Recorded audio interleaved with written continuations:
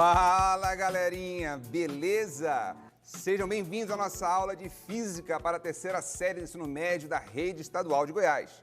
Lembrando que esse é o projeto SEDUC em Ação, que terá programas diários com aulas para todo o ensino médio. Eu sou o professor Fontinelli e o nosso tema de hoje é sobre campo magnético, conteúdo importantíssimo para alunos da terceira série do ensino médio e também para você que está se preparando para o Enem. Vamos lá então, galerinha? Nosso eixo temático é eletricidade e magnetismo e a nossa expectativa de aprendizagem será compreender o campo magnético dos ímãs e da Terra. Fechou? Vamos lá então. Olha só, o termo magnetismo resultou do nome Magnésia, uma região da Grécia, como você pode ver aí no mapa, devido a um minério chamado magnetita, que é o nosso ímã natural, com a propriedade de atrair objetos ferrosos a distâncias sem contato físico. Fechou? Vamos lá então.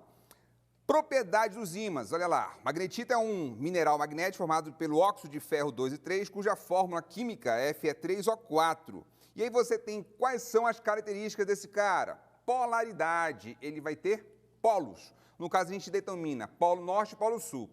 Isso, galera, é uma convenção, tá certo? Se você pegar esse cara lá e olhar, não vai estar o Nzinho lá de norte, nem o S de sul, obviamente. Mas a gente convencionou dessa forma. E você vai ouvir eu falar muito sobre convenção nessa aula, porque tem muita convenção que é justamente para você entender mais facilmente. Fechou? Vamos lá para a próxima característica, inseparabilidade. Vamos chegar e pensar assim, olha, eu vou pegar esse ímã e vou dividir ao meio. O que vai acontecer com ele? Ele vai formar novos dois ímãs. Nós não conseguimos separar em polos esses caras. Quando eu quebro esse cara, o que acontece com ele? Gera novos ímãs. E assim sucessivamente, até o momento que eu quebro a molécula. Aí, quando eu quebro a molécula, eu perco a propriedade magnética desse cara e passo a ter uma molécula de ferro, ou átomos de ferro separados, e moléculas de oxigênio, ou átomos de oxigênio separadamente. Beleza? E a terceira característica, qual é? A atratibilidade. O que acontece? Polos opostos se atraem. Então, se você tem lá, olha, norte. Se você tem lá, olha, norte e sul, o que acontece com esses caras? Eles tendem a se atrair. Se você tem norte e norte, a tendência dele é o quê? Repelir. E, novamente, sul e sul também vai o quê? Repelir. O que eu posso observar com isso? Polos contrários se atraem. Polos iguais se repelem. Fechou? E aí nós vamos observar isso aqui, olha. Tem um norte e norte. O que vai acontecer com esse cara? Ele vai tender a repelir, tende a se afastar. Agora eu pego e coloco esses caras, só que coloco sul e norte com uma certa proximidade. O que eu vou observar? Que eles vão se atrair. Então aqui eu tenho polos opostos se atraindo e polos iguais se repelindo. Fechou, galerinha? Vamos lá, então. Uma outra característica é quando você tem materiais com a composição de ferro, tá? Ferro e algumas outras ligas, você vai ter essa característica. E aí, o que acontece? Eu aproximo um pouco o ímã, por exemplo, de pregos, e esses pregos tendem a ser atraídos. Agora, o detalhe aqui é o seguinte, galerinha. Quando você tem esse ímã aqui, ó, certo? A polaridade, um cantinho de um ímã, e ele começa a atrair um prego, o que acontece? Ou uma taxinha, você pode fazer essa experiência em casa com ímã. Se aqui for polo sul, no meu ímã, a parte superior da taxinha vai ser polo norte. E a parte inferior da taxinha vai ser polo sul. Se eu pego outra taxinha e coloco aqui, olha, o que acontece? Essa outra taxinha, ela se reorganiza em norte e sul. Por que isso acontece dessa forma? Porque eu tenho aqui, olha, atração de norte com sul e aqui atração com norte com sul. Beleza? Então, dessa forma, eu consigo colocar várias taxinhas aí, uma pendurada na outra. Ah, mas a taxinha, ela é um ímã? Não, a taxinha não é um ímã, mas ele pode sofrer orientação dos seus elementos que têm ferro. E aí a gente observa o seguinte, no ímã, você vai ter essa orientação. Normalmente vermelho se coloca polo norte, normalmente azul se coloca polo sul. Isso também é uma convenção, tá certo? E aí, quando você tem isso aqui para o ímã, ele é todo alinhado bonitinho dessa forma, com ímãs elementares. Quando você pega um elemento que pode ser magnetizado, como elementos, como nós vimos agora, o prego, Se ele não estiver perto de um ímã, o que acontece com ele? Ele vai estar todo desorientado, como está na figura aí, olha. Os ímãs elementares, todos aleatórios. Se você pega e coloca 2 ímãs nas suas, ou somente um, não precisa ser 2, mas eu coloco 2 ímãs para ficar mais intenso o meu campo, e coloco esse ímã no meio, esse ferro no meio, ou esse metal no meio, o que acontece com ele? Ele passa a ser orientado. Então, eu falo que ele está magnetizado, ele sofreu uma certa orientação. Então, olha, esses caras pequenininhos aqui é o que eu vou chamar de quê? Ímãs elementares, no caso, eles estão orientados. Quando eles estão separados, olha lá, sem nada do lado, eles estão o quê? Desorientados. Por isso que eu pego um ferro, um metal qualquer, normalmente ele não atrai outro metal. Por quê? Porque eles estão com os seus ímãs elementares desorientados. Beleza? Bem, e aí você vai ter aqui uma experiência que é colocar pó de ferro em um líquido. E a gente mistura para ficar bem caracterizado que você vai ter um espalhamento aleatório desse pó de ferro dentro desse líquido. Fechou? Aí a gente vai pegar agora e vai colocar um ímã ali. Olha o que acontece com essa limalha de ferro, que é esse pó.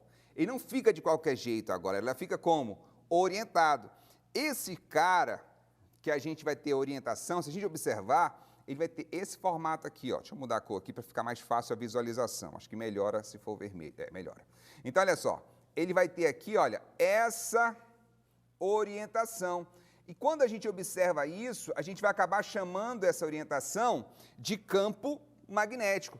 A forma a que essa limalha vai se organizar é justamente seguindo o campo magnético. Como a gente pode representar isso aí? Por linhas, tá certo? A gente vai dizer que é uma linha de campo magnético ou linha de força, tá certo?